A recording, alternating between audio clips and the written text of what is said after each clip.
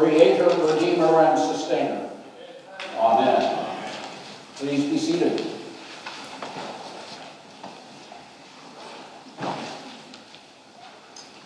I was somewhat surprised last Sunday when Senior Warden Eddie Neal announced that Gail Fisher Stewart would become the interim rector of St. Luke's Church as a full-time person starting March 3rd. The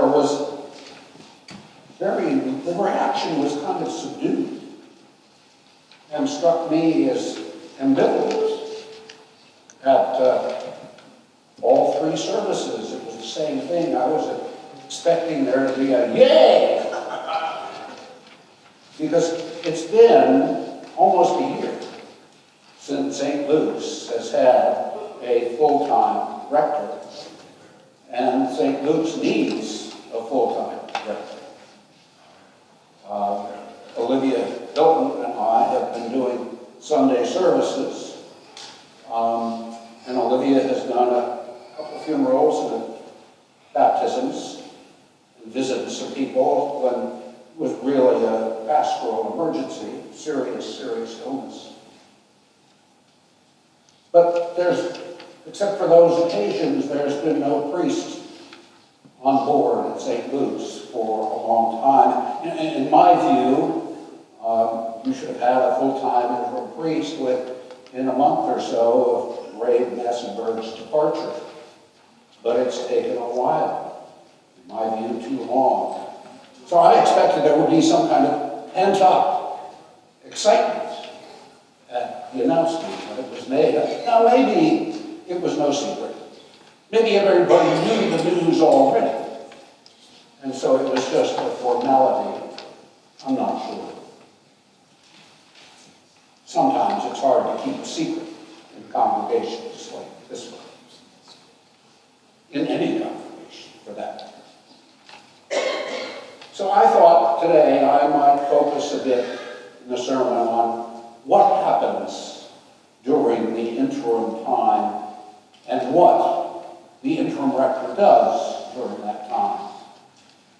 You see, that's been the focus of my entire ordained ministry. I've been an interim specialist, meaning I've gone from one interim assignment to another. Specializing in that rather than, as some people do, an interim here and then a position as rector somewhere else or some other position in the church where they are happy to serve as an interim priest, but they don't really make it their specialty. So I've had some experiences that I want to share with you today to give you the sense of just how the interim rector might function. The lesson, the gospel today, it's about change. Simon, James, and John are fishermen. They've been fishing. They haven't caught a thing, worked all night. Jesus comes along, sees their boats. A crowd of people are following Jesus. They want to hear him talk about the Word of God. And so he asks, he pretty much had him commandeers one of the boats and uses it as a speaking platform, which is a pretty good idea because going out several yards into the water on a boat, people could see Jesus better than if he were on shore, and the water would conduct his voice, so it's kind of a public address system, if you will. It doesn't tell us in the gospel what Jesus said other than he was speaking about the Word of God. But when he finished speaking, he said to Simon, "Let's go fishing." And Simon says, "We've tried that. We've done that all night and it didn't work. We didn't catch a thing. But if you say so, we'll do it."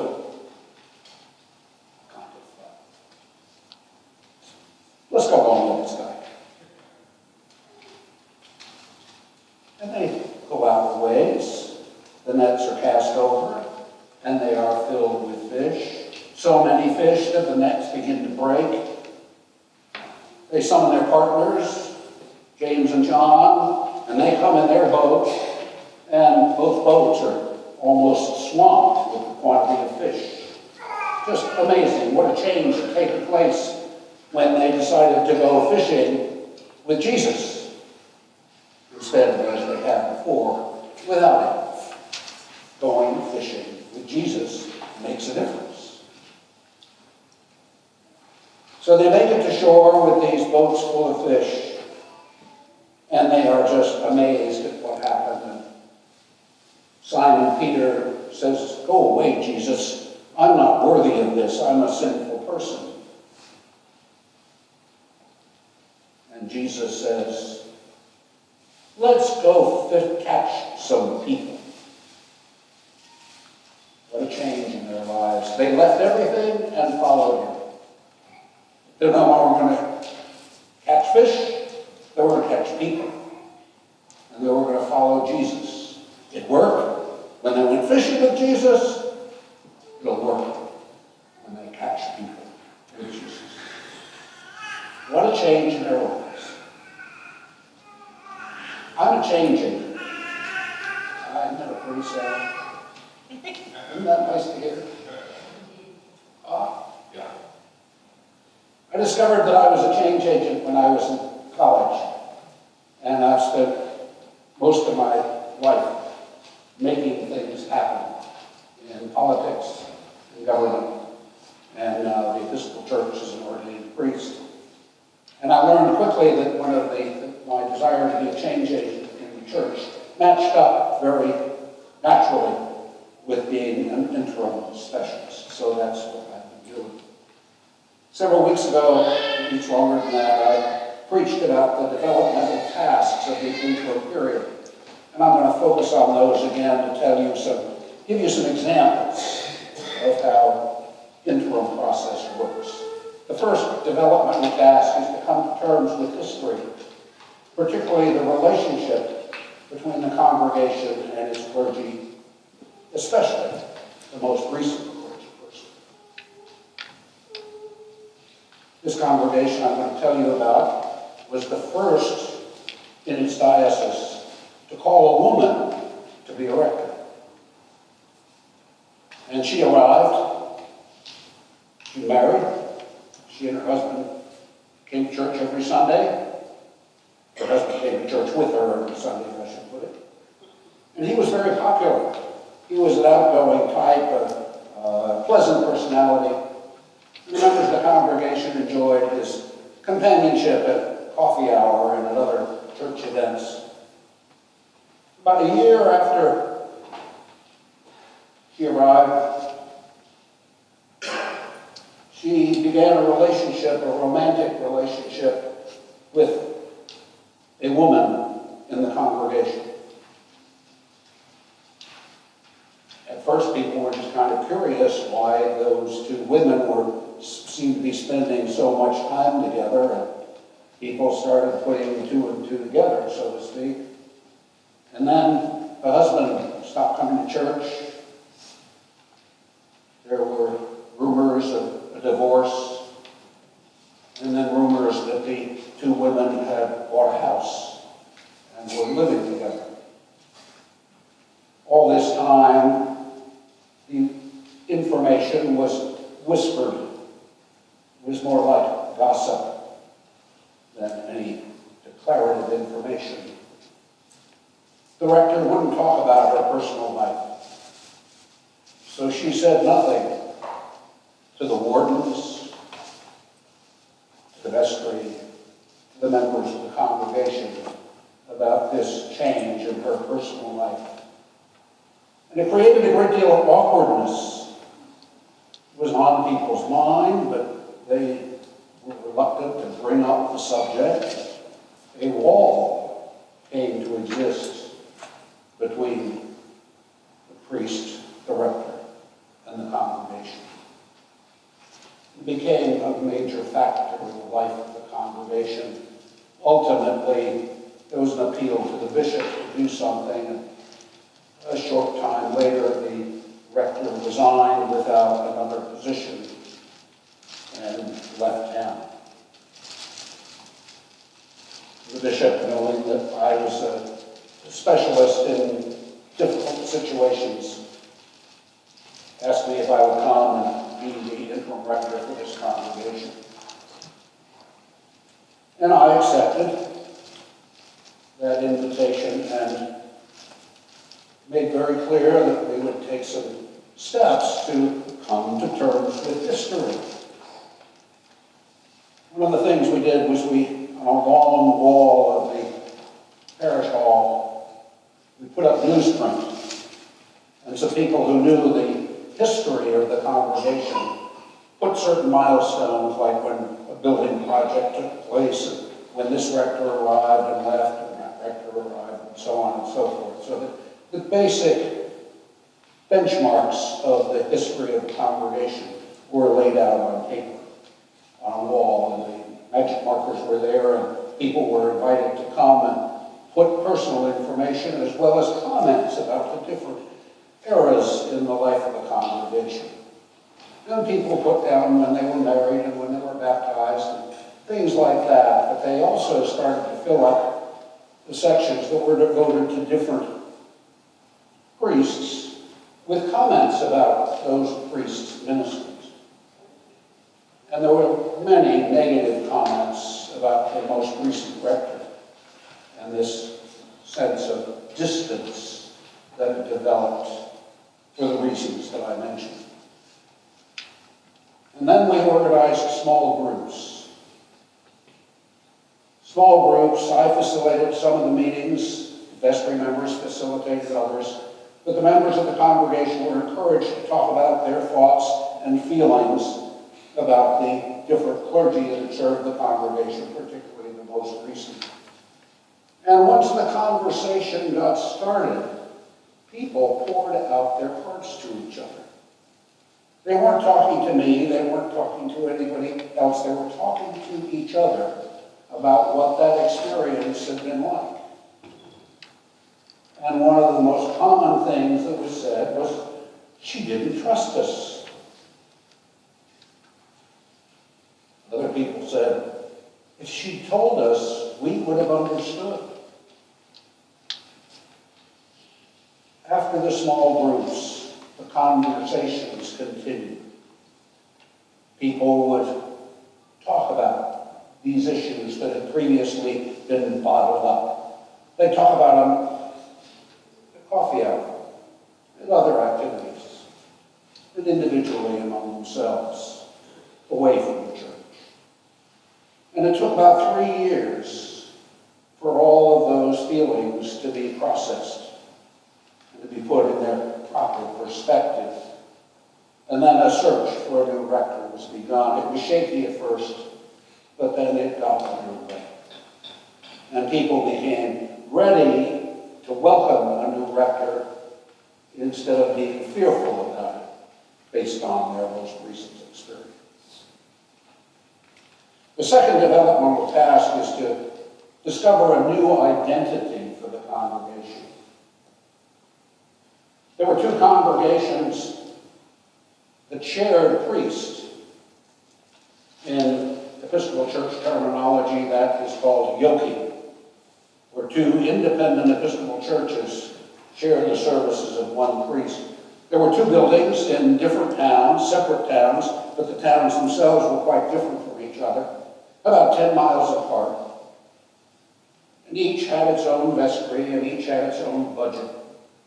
They shared the priest, and they also shared some office functions, chiefly preparing the Sunday bulletins and the monthly newsletters and other clerical tasks. There was a part-time secretary that served as a support person for the priest. And the costs of the office and of the priest and the secretary were divided among the two congregations, between the two congregations. My brother slapped my wrist for that one. Divided between the two congregations, and since one congregation was about twice as large as the other, the formula was 1/3, 2/3. The small congregation contributed 1/3 for these common expenses. The other contributed, the larger congregation contributed 2/3. There had been a lot of discussion over the years of whether this yoke was a good idea. And people wondered if they'd all be better off. Each congregation would be better if they separated and each had a priest of their own. But the rector, who'd been serving these congregations for 30 years when he retired, very quickly tamped down discussions about undoing the yoke, because that was his job. And if they unyoked, he might not have a job. And he didn't want to be in the position, if one congregation asked him to stay and the other didn't, he didn't want to be choosing between them. But he also really was concerned about his salary. At his age, he didn't want to look for another job. And he was not in a position where he could take a significant salary cut. So he basically said that it was unthinkable for the two congregations to unyoke, that the yoking was essential to both. Well, I heard all this very soon after I arrived in the congregation and talked about it with the wardens and the vestries, and ultimately decided with their consent to appoint a blue ribbon committee, is what I called it. A blue ribbon committee, 4 people from each congregation, respected, prominent people in each congregation. One of them was a retired admiral in the Navy. And they met together and studied the yoke for a year. And they discovered some things that were surprising. The biggest was that the small congregation was actually subsidizing the larger congregation. It was paying out more than it was receiving in benefits. The committee also discovered that the two congregations were not a good fit with each other. They were very different, not only in size, but the towns in which they were located were very different from each other. The makeup of the congregations were different. And so there was an awkwardness in this sharing relationship of congregations with somewhat different agendas, trying to match each other unsuccessfully. But the biggest concern the Blue Ribbon Committee found was that the area was undergoing tremendous growth in population. Developers were acquiring property and building houses, and people were moving in. And the yoke was preventing the two congregations from reaching out, drawing each of them, drawing new members into it. So the recommendation was to dissolve the yoke. When the report of the committee was presented by both vestries, they agreed. And the decision was made to unyoke. Each congregation started the process of calling a new priest. The larger congregation was going to call a full-time person, the smaller one a part-time person. When these people were lined up, we set a date, and that was my last Sunday and the first Sunday for those two new priests. And we had an unyoking ceremony, which marked the separation of the two congregations. Each congregation started to grow. Each undertook a very successful building program. In a matter of years, the smaller congregation had grown to the point that it could afford a full-time priest. The two congregations are healthy and strong and doing things that they never could have done with the yoke.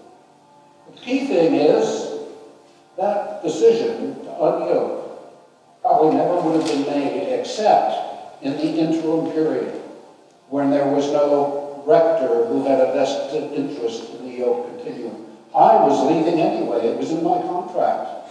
When the congregation calls a new rector, I go away. So it made sense to do that during the interim time. The third developmental task has to do with leadership. And I preached last Sunday about how vestries would gather soon after they were elected to go on a retreat in the congregations that I served. We would develop, get to know each other, learn how to cooperate and collaborate with each other, and set some goals for the year ahead and determine how we're going to work together on those. The vestry functioned like a team. I compared it to a baseball team. And each vestry member in turn was the head of the team. team concerned with the ministry areas of the congregation, like worship, evangelism, and stewardship and finance. And so members of the congregation would serve on these teams so that the leadership was spread out in the congregation, not just contained in the vestry. It was a healthy way for a vestry to be organized. But sometimes there was a need to suggest that leaders step down. One congregation I served, there was a couple, a husband and wife, very committed to the congregation, wonderful people. The well-being of the congregation was on their hearts all the time. But they took turns being on the vestry. When his term ended, she ran for election the next one. Sometimes one of them would be senior warden. In fact, the two of them together had been senior warden more than anybody else in recent memory. And people valued and appreciated their leadership. But they were getting older. And younger people weren't stepping up to leadership on the vestry. It's not that they were doing anything wrong or anything bad. The congregation was stuck. Oh, they'll take care of it. And they did. Whatever it was, they took care of it. And other people just kind of sat back. Well, I invited myself to their house for lunch one day. And we talked about this situation. And I suggested that they might consider, one of them had a term expiring at that next annual meeting. And I suggested that the other not run for the vestry. And they understood what I was saying. As I said, they had the well-being of the congregation in their hearts, and they saw that there was a need for new leadership. And I suggested that they step back into a role of coach or advisor to share their wisdom and their experience with new leaders who would be the wardens and members of the vestry. And it was painful for them, but they agreed. And as I was leaving at the front door, he said to me, "Will I still be able to sing in the choir?" And I said, "Of course." The fourth developmental task has to do with connections with the diocese and the larger church.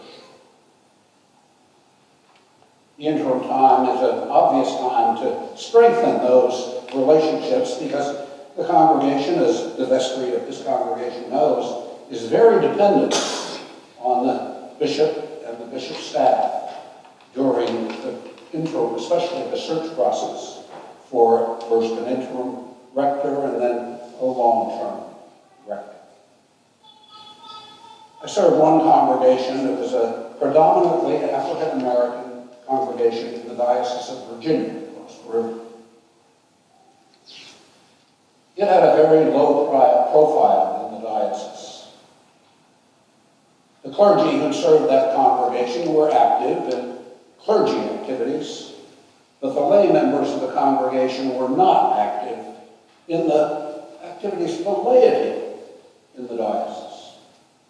So I started inviting members of the congregation to go with me to the monthly regional council meeting where a variety of nearby Episcopal churches got together to see what they could work on together instead of separate. And one of their tasks every year was to nominate people for the various offices that would be filled at the annual diocesan convention.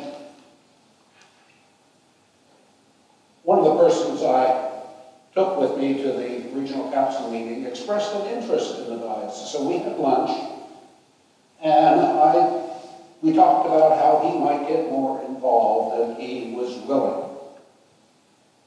So when it came time to nominate people for positions at the diocese level, I nominated him to be a candidate for the standing committee.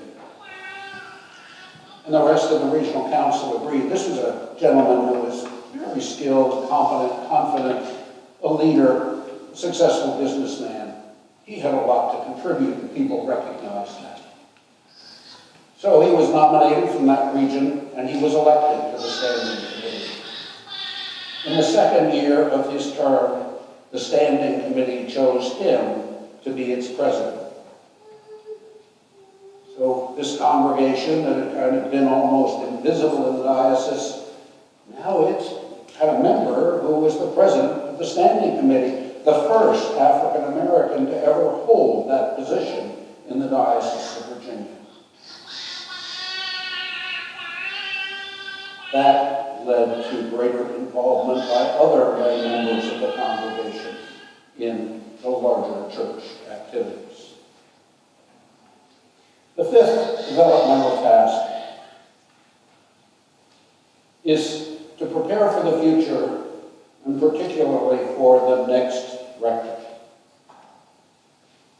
I served a congregation that was very proud of the fact that it used Rite 1 exclusively in its services. It had 2 services at 8 and 10, and it used Rite 1 entirely in every service.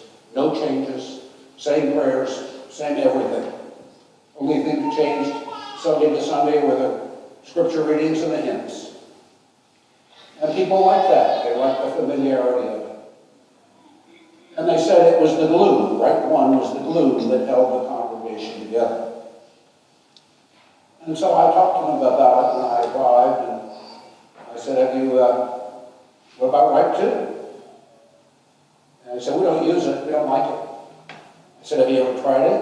No, but we know we don't like it. So I started talking with the wardens and the vestry about this, because it could have been a problem. This was at a time when what we call the new prayer book had settled in. People were used to it.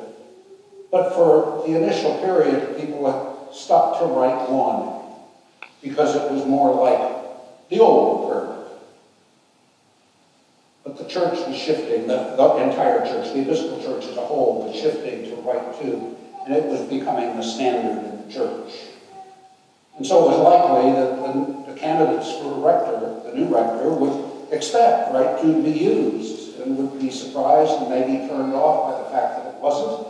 And it would be likely that even if someone came, they would want to change to Rite 2 as soon as possible, and that might be an upset early in the tenure of the new rector.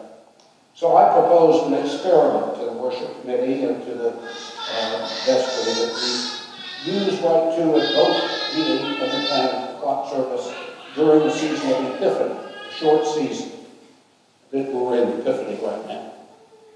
And then in Lent, which follows Epiphany, we go back to Rite 1 at both services, and then we figure out what to do from there. Well, that's what we did. I talked about it in a sermon and explained the reasons for the shift in a newsletter article. And halfway through Lent, when we were back in Rite 1, people started saying, when are we going to do Rite 2 again? I miss it. It's different. And so the worship committee recommended that we would go back to having Rite 1 at the 8 o'clock service every week, and Rite 2 with the 10 o'clock service every week. And the congregation was at ease with that decision, and the congregation was also pretty much in conformity with the larger Episcopal Church. It would have been harder for the installed rector to have done that. It was easy for me because if they got mad at me, they knew I was leaving. But we did it as an experiment, which made a big difference. Those are the 5 developmental tasks. When interim specialists get together, the main topic of conversation is often, is there a 6th developmental task? Is there another focus that should be included? And different people have different ideas. And right now, I'm committed to a 6th task being a balanced budget. In recent years, medium-sized and smaller congregations are finding it more and more difficult to pay the bills. Lots of reasons for it. Dwindling membership, in other words, fewer contributors, and the cost of things go up.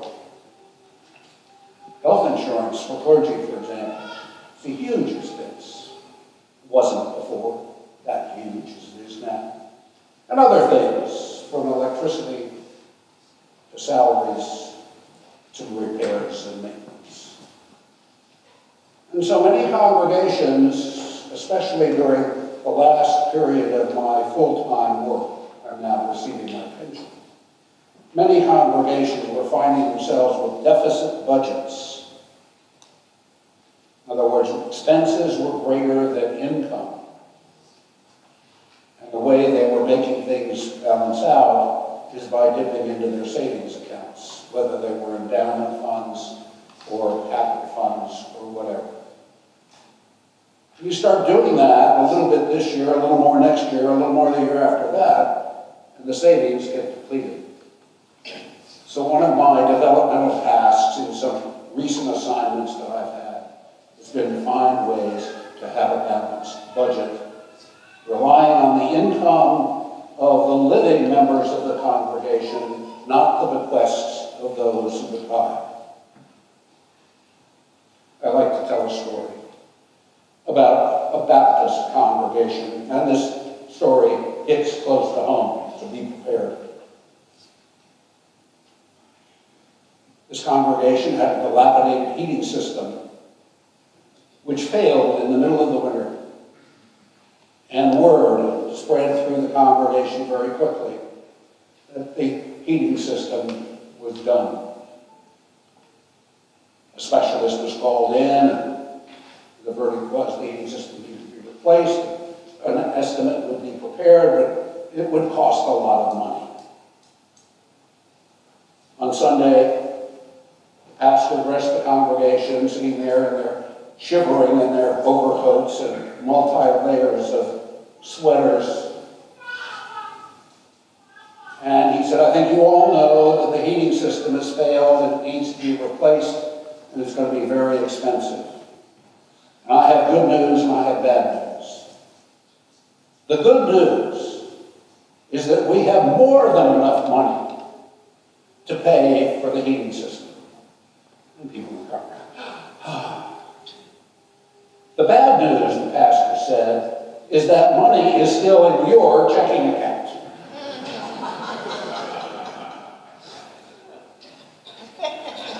That applies to St. Luke's Church. This is a congregation with resources. Some very generous people. But this congregation has lost members. Unhappy with decisions that were made, or unhappy with clergy, and it's lost income as a result. And so far that income has not been made up. And so St. Luke's does not have a balanced budget. At a very crucial time in its history. I said last week that St. Luke's is in a very fragile condition right now, and it is.